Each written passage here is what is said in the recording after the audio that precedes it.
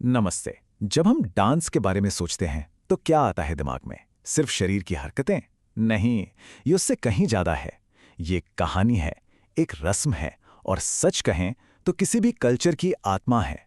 तो आज हम भारत की इसी धड़कती हुई लयबद्ध आत्मा में उतरने वाले हैं।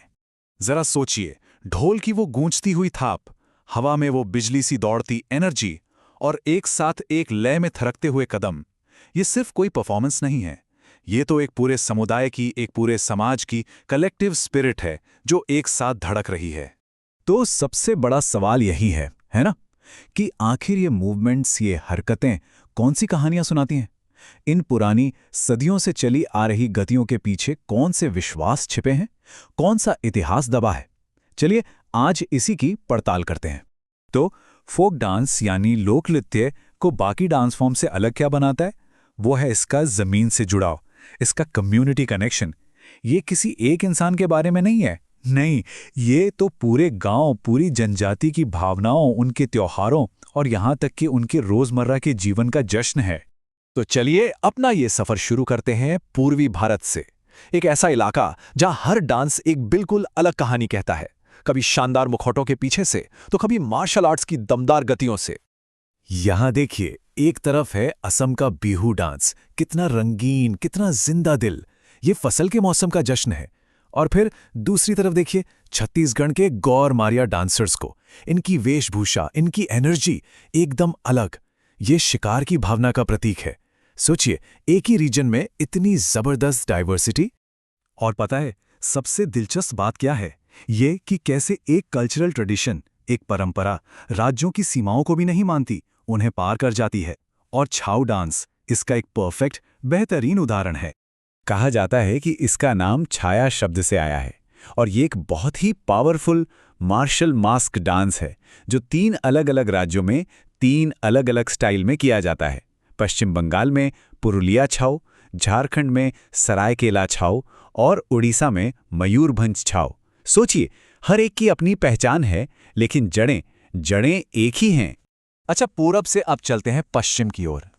एक ऐसा इलाका जो अपने चटकीले रंगों, शाही इतिहास और गहरी आध्यात्मिक डांस परंपराओं के लिए मशहूर है। गुजरात का नाम आते ही क्या याद आता है? गरबा और डांडिया रास की वो जबरदस्त एनर्जी, है ना, जो अब तो पूरी दुनिया में नवरात्रि सेलिब्रेशन का हिस्सा बन चुकी है। लेकिन कहानी यहीं खत्म नहीं होती। इस राज्य में भवाई और टिप्पणी जैसे और भी कई अनोखे लोक नृत्य हैं। और गुजरात से अब चलते हैं राजस्थान, जो घर है कालबेलिया का। एक ऐसा डांस जो आपको हिप्नोटाइज कर सकता है, मंत्र मुग्ध कर सकता है।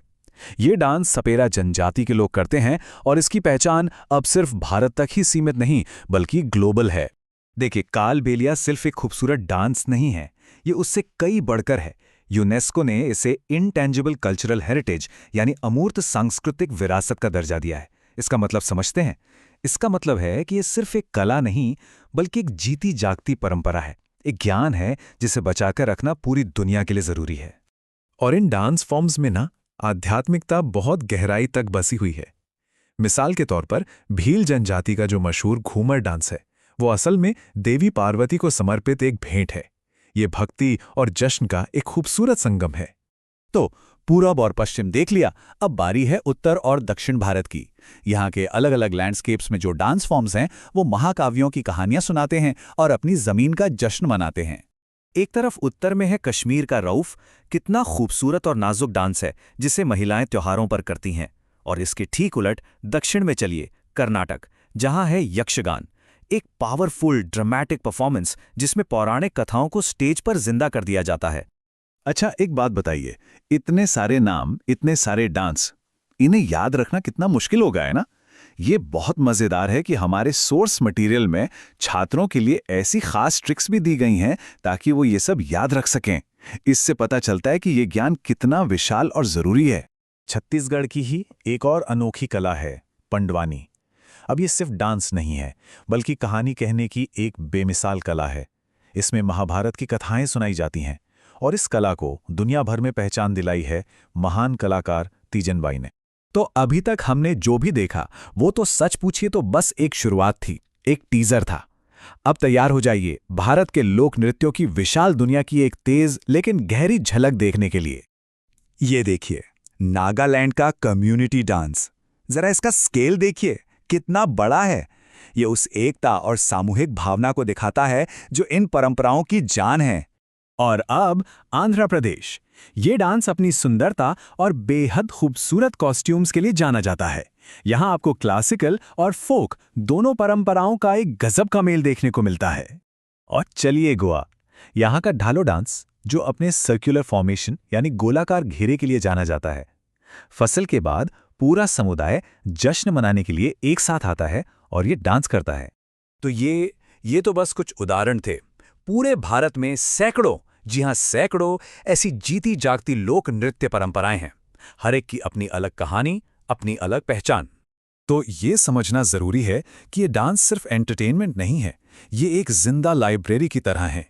एक ऐसा पुस्तकालय जिसमें इतिहास, विश्वास और एक पूरे समुदाय की आत्मा कैद है, जो पीढ़ी दर पीढ़ी आगे बढ़ती जा रही है। और आखिर में ये सब हमें एक बहुत ही जरूरी सवाल पर लाकर खड़ा कर देता है। आज की इस बदलती दुनिया में जहां परंपराएं भी बदल रही हैं, हम ये कैसे सुनिश्चित करें कि ये लय, ये धड़कन कहीं समय के साथ खो ना जाए? ये एक ऐसा सवाल है जिस पर हम सभी को सोचना चाहिए।